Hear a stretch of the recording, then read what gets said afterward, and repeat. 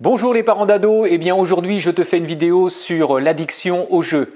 Et oui, j'ai été moi-même confronté avec mon dernier à l'addiction au jeu. Il était vraiment plongé dans son jeu. Alors c'était soit, tu dois les connaître, Minecraft, Dofus, et à cause de ces jeux, eh bien c'était compliqué. Il vivait le jeu, il pensait le jeu, il dormait le jeu.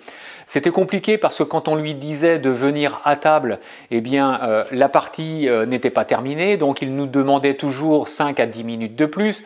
Ces 5-10 minutes eh bien, prenaient beaucoup plus de temps, c'était 20 minutes à une demi-heure, donc c'était vraiment pas possible de fonctionner comme ça, avec un ado qui était isolé dans sa chambre, qui avait le casque sur les oreilles, qui ne communiquait plus. Donc c'était un véritable problème. Alors l'addiction au jeu, je me suis dit mais qu'est-ce que c'est? Donc un jour j'ai dit tiens je vais faire le test. Et je me suis inscrit et là j'ai vraiment su ce que c'était parce que je me suis vraiment pris au jeu, comme on peut le dire. Et là, eh bien, c'est pareil. La nuit, je me réveillais pour jouer à ce jeu. Le jeu, c'était Cityville. C'était un jeu où il fallait construire une ville et faire des récoltes, aller récolter. En récoltant, on recevait de l'argent, on accumulait un pactole et on pouvait à nouveau construire. Et mon épouse également s'était inscrite sur ce jeu-là. Et là, vraiment, c'était la compétition.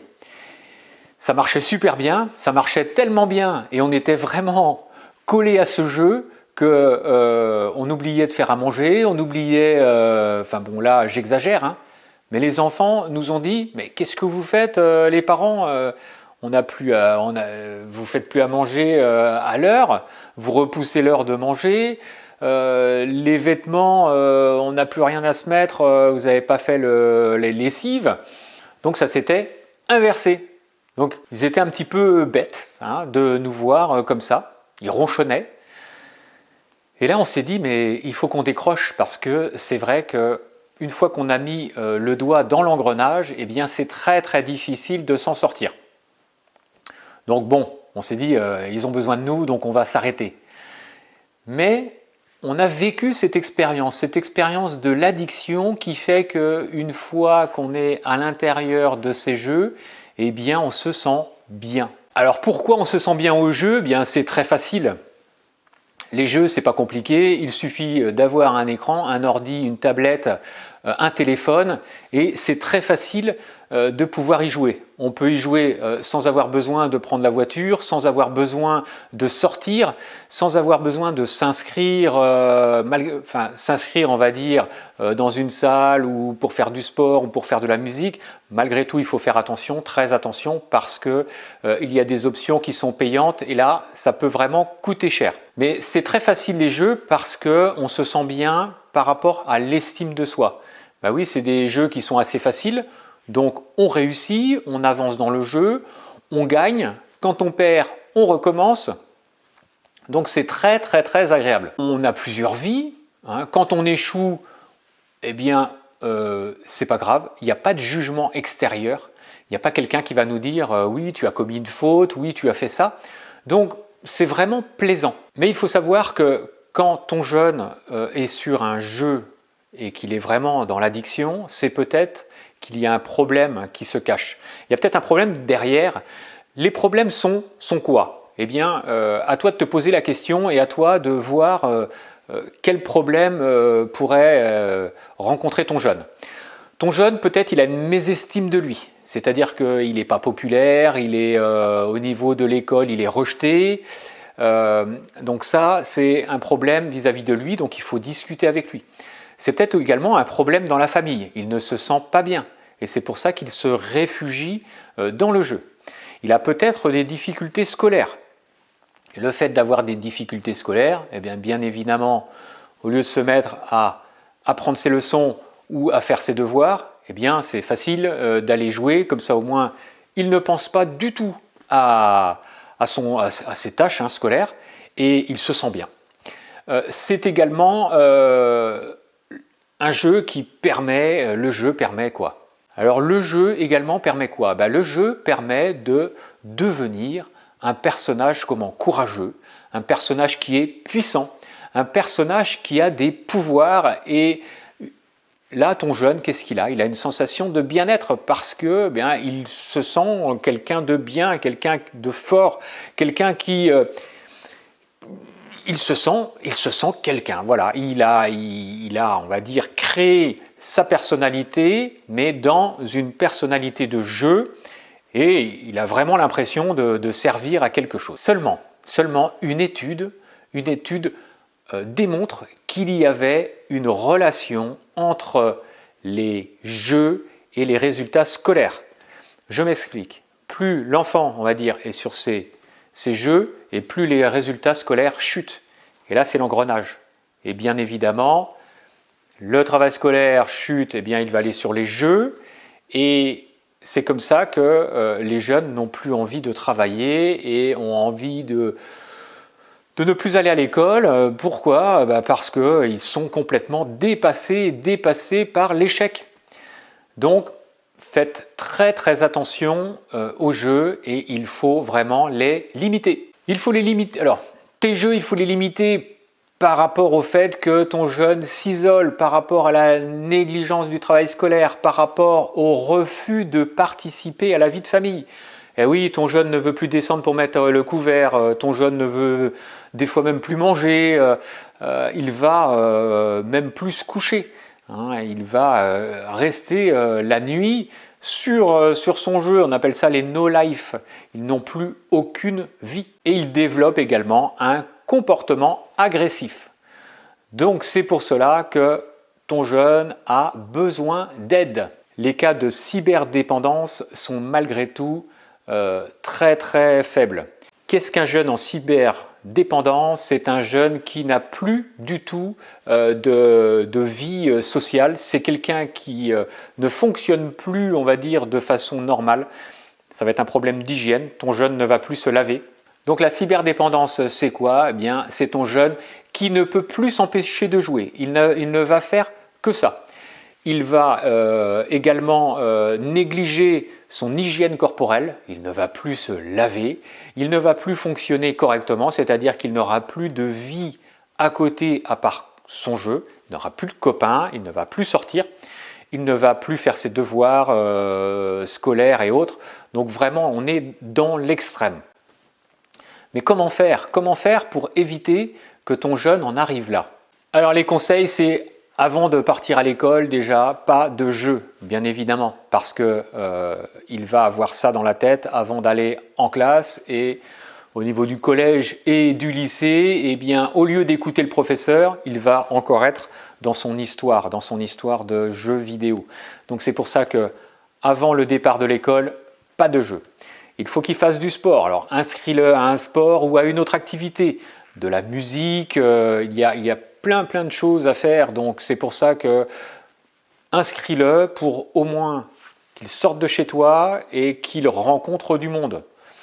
Si il a, on va dire, une addiction pour les jeux, bien évidemment, tu ne vas pas l'inscrire à une activité où il pourra faire des jeux vidéo. Il faut qu'il voit également des amis. Il faut que tu crées des sorties, tu favorises les sorties pour qu'il voit des personnes. Qu'il aille au ciné, qu'il aille à la patinoire, qu'il sorte en soirée. Donc il faut vraiment favoriser ça. Les sorties, mais ça peut être aussi créer un groupe de musique. Et là, c'est super sympa de créer un groupe de musique ou créer une partie de jeux, mais de société, non pas de jeux vidéo. Et encore, les jeux de société, certains jeux de société, parce que moi, au lycée, j'en avais fait des jeux comme ça, j'avais vite décroché parce que je voyais que ça me prenait tout mon temps. Il y a des jeux de rôle qui prennent vraiment beaucoup de temps et qui s'apparentent, on va dire un peu, à des jeux vidéo, parce que tu as un personnage et tu montes dans les grades de ton personnage, tu as des pouvoirs beaucoup plus puissants, tu as des armes beaucoup plus puissantes. Et c'est pareil, c'est un engrenage qui fait que tu n'arrives pas à t'en sortir de ces jeux-là. Donc, les jeux de société, très bien, mais attention, certains jeux sont vraiment aussi des addictions. Et alors, il faut que tu limites également le fait qu'il aille jouer à son jeu. Et si tu le limites, eh bien évidemment, il va se dégrader, son personnage va se dégrader au niveau du jeu et il va moins, on va dire, avoir de force pour faire des combats, pour faire des missions d'aventure. Et là, de ce fait, il va, on va dire, diminuer le fait qu'il aille jouer. Il faut que tu fasses prendre conscience à ton jeune que des jeux comme ça, c'est une drogue. Il va penser qu'à ça et il va s'enfermer dans son jeu et c'est pas possible.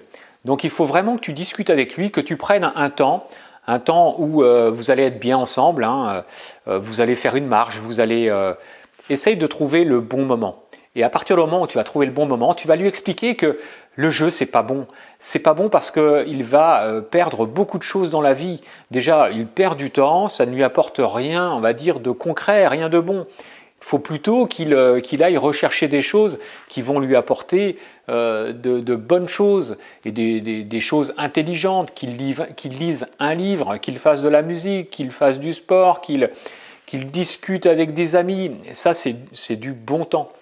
Le fait de s'enfermer dans un jeu, c'est vraiment très très très mauvais. S'il n'y arrive pas, eh bien tu vas lui expliquer. Mais alors jamais faire ça par derrière parce que ton jeune ne va vraiment pas aimer. Il faut vraiment expliquer. Tu vas limiter l'internet, tu vas limiter le Wi-Fi, tu vas lui mettre des plages horaires.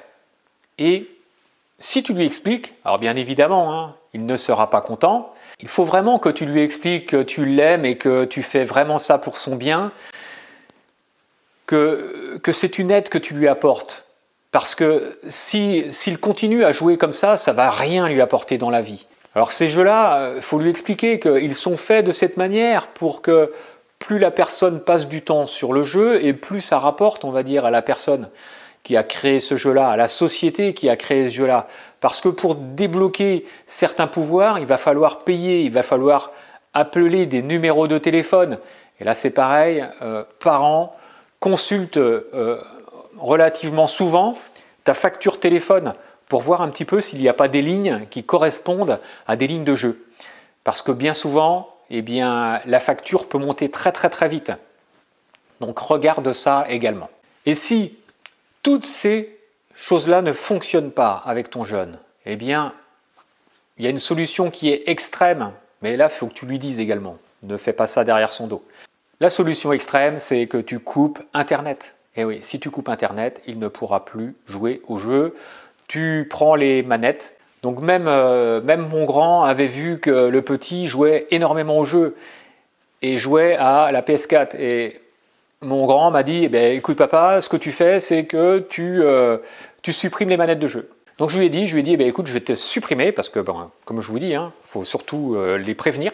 Je vais retirer les manettes de jeu. Et j'ai retiré les manettes de jeu comme ça pendant une semaine, et eh bien, ça a porté ses fruits. Alors bien évidemment, au départ, il n'était pas content. Alors je suis allé le voir, je suis allé lui expliquer. Je lui ai dit que ça me faisait mal au cœur de faire ça. Ça me faisait mal au cœur parce que je voyais qu'il n'était pas capable de gérer seul le fait qu'il joue et de limiter les tranches horaires. Il ne voulait pas me parler, donc malgré tout, je lui expliquais, et même si j'avais l'impression qu'il ne m'entendait pas, eh bien, il m'écoutait. Alors une heure après, qu'est-ce que j'ai vu? J'ai vu qu'il avait sorti ses devoirs pour apprendre. Mais il faut toujours, on va dire, leur expliquer. Donc le but c'est qu'ils comprennent que ce n'est pas bon pour eux. C'est comme toute chose, il faut leur expliquer. Tous les abus sont néfastes pour nous. Donc que ce soit les abus de sport, les abus de sortie, les abus de jeu, tout abus est néfaste. Donc j'espère que tu auras bien compris, j'espère que ça va fonctionner avec ton ado et je te dis dans une prochaine vidéo. Ciao ciao!